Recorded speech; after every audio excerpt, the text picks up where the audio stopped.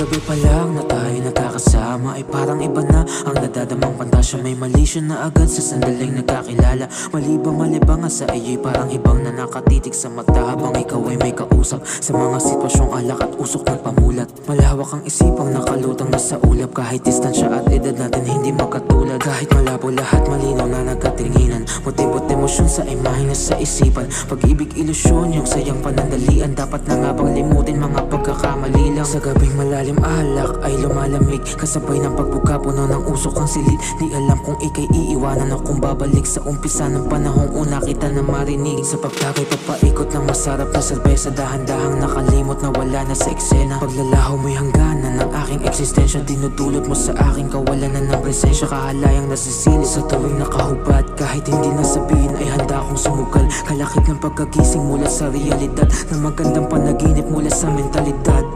Enerhiyang inuubos sa kanya na nanggagaling. Kinakapos ng hangin kapag hihingang malalim. Nang malamang sa pagtawag niya ay hindi akalain. May tawag ng laman sa kagustuhan niyang mangyari. Ikaw ang nagpapainit sa gabi na malamig. Laso na pinagsaluan atin munang damahin. Kaya sulitin natin ang mga nakaw na sandali. Oras ay mabagal, di kailangan na magmadali. Hinahanap ang sarap kahit pait ang kalakip ng laso na halik at labi mong kay tamis. Walang ibang hinihintay pa na bumalik. Basta kasama ka sa kama, tayo muna'y sumunod. Gabi pa lang na tayo nagkakasama ay parang iba na ang nadadamang pantasya. May malisyon na agad sa sandaling nagkakilala. Malibang sa iyo'y parang ibang na nakatitig sa mata habang ikaw ay may kausap. Sa mga sitwasyong alak at usok nagpamulat. Malawak ang isipang nakalutang na sa ulap. Kahit distansya at edad natin hindi magkatulad. Kahit malabo lahat malinaw na nagkatinginan. Motibo't emosyon sa imahe na sa isipan. Pag-ibig ilusyon yung sayang panandalian. Dapat na nga bang limutin mga pagkakamali lang.